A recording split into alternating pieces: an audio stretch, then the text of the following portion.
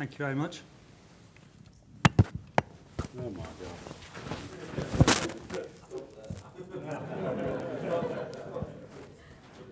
God. Adam got me this. I have to give it back. There we go.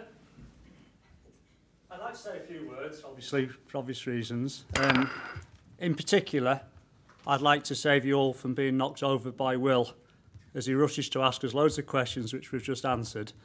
And whatever we do say, they'll always prefer my village's free sheet to Informa, so it doesn't really matter. Many of us have grown up together, and it's great to see you here today. I'd like to particularly welcome Derek, who I've known for a long time. It's very nice to see you. I'm afraid we are a group that has some, gives a few people nicknames. Unfortunately, I've been rather let down by people who've not turned up, who obviously can't be bothered.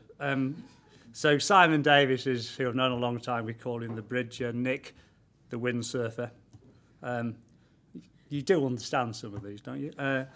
Lorna, of course, we call the Taliban, and so she hasn't come. Will, the meat packer. Ed, as a goalie. Patrick, who I wanted to come, we call the last word. And Richard Menzies-Gow, we call the docker because he's got big feet. Nothing else is very big, but he's got big feet. And Adam, we call Wakel after the great Indian spin bowler. So if you've not been included in that, don't worry. It's fine. There are some other names and I can't remember them all. I've been here for, as you can see, 30 years, 30 not out currently. I've been a board director for 27. And I've been CEO for 25 years. So I worked out from all of that ridiculously, this is my 50th Informa analyst meeting. When I started, the market cap was 0.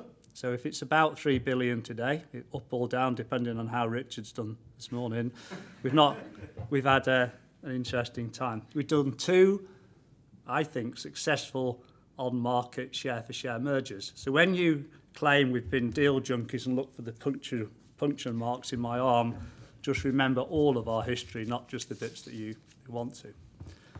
In 1998, IBC merged with LLP to form Informa. It was, I suppose, the start of where we are today.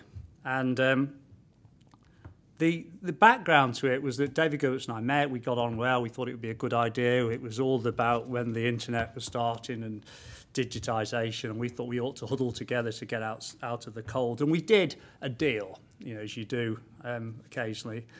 And the only thing is that this deal had to be blessed by Cazenove. And I won't mention the name of the person at Cazenove, but it was the very last thing that had to happen.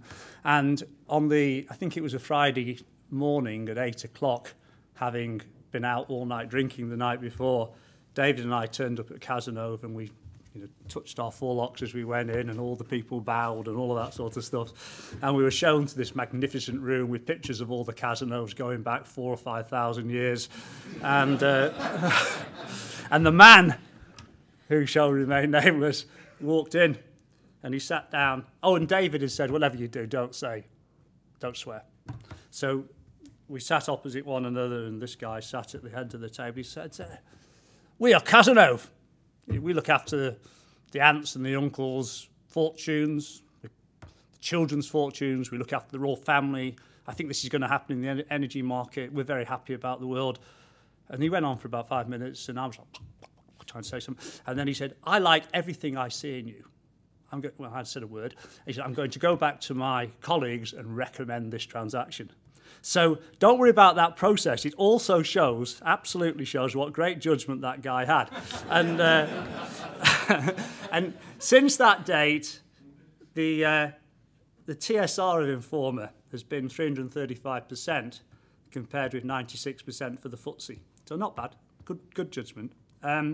The next major on-market merger we did was in 2004, the second one, which was when we merged Informa with Taylor & Francis, which I think was a very significant step in our growth. And since that day, although I haven't got a story that I can tell you, there are other stories about that, Our TSR has been 165% to date, compared with 116 for the FTSE.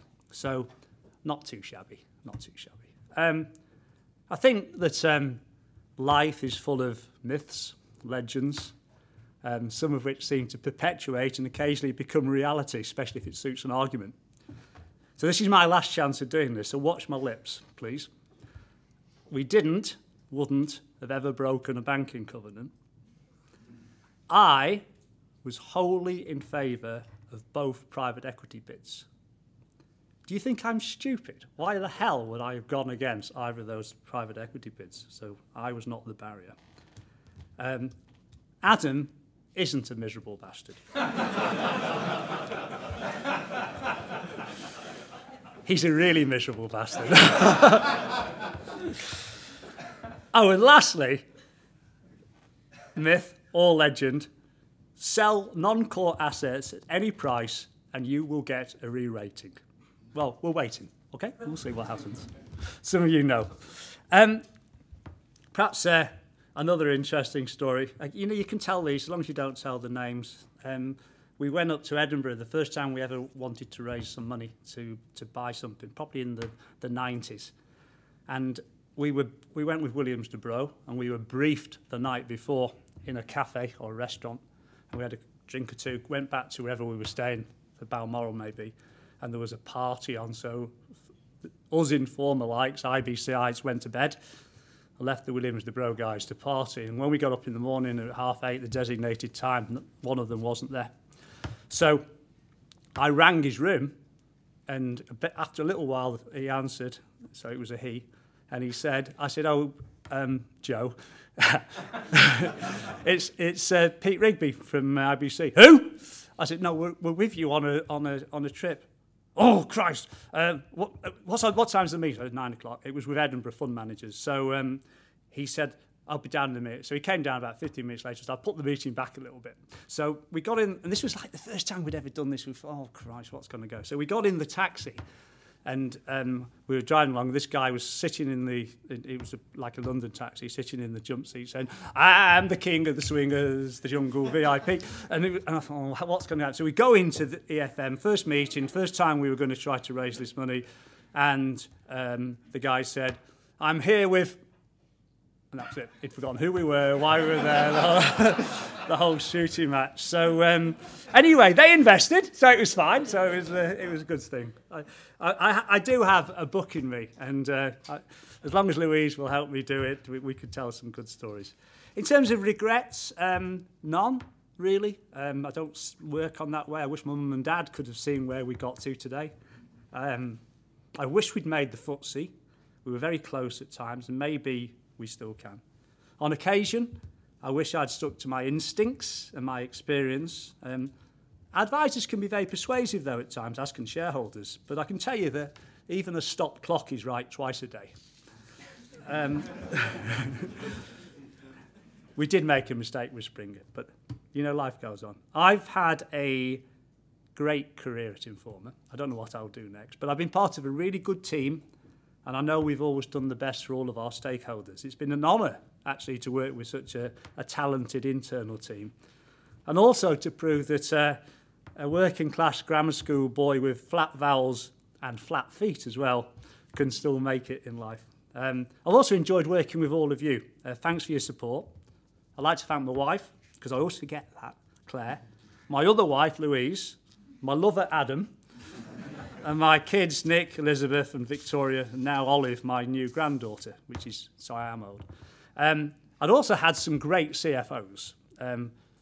Tony Cropper, who some might just remember, Jim, I'm sure, Wilkinson, who you will, Tony, Foy, and the last few years, with great pleasure, Raquel. I'd like to thank the IR professionals. They've helped us as well. We've helped particularly to up our game. First one was Susanna Kemper, then James Gary, and for some reason now, Docker, with the big feet. I'd also like to thank my chairman. Couldn't be bothered coming, but but I've had in a way, quite an illustrious bunch. Sir Christopher Bland, Sir Roy Watts, Lord William Rees-Mogg, Richard Hooper and Derek Delboy Mapp. And they've all been highly supportive and good people to work with. I'd also like to thank my friend and ex-colleague David Gilbertson. At one time, I think we were to media that Mercer and Allison and Clough and Taylor were to football, and we're also quite good at football. So David was a big influence in what we did together. Overall, though, I'd like to thank everybody who's been on this journey, who's believed in me and been an Informa, and it's been an incredible time. So I've got 5 months to go, and I'd now like you all to support Lord Carter, Stephen, who's a really good guy, and help him like you've helped me. A few years ago, a little girl was flying back from holiday on an aeroplane, and she wrote to the pilot. It's a true story. She wrote to the pilot, said, "Dear pilot, this has been a fantastic flight journey." She said, "The food's been good, the stewardesses were lovely, it's been very smooth.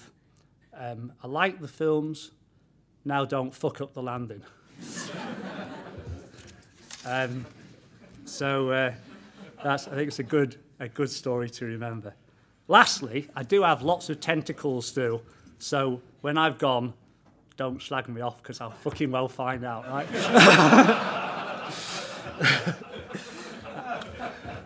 Lastly, as you may know, it's actually my birthday, so please stay and have a piece of cake if you can. Thank you very much and farewell.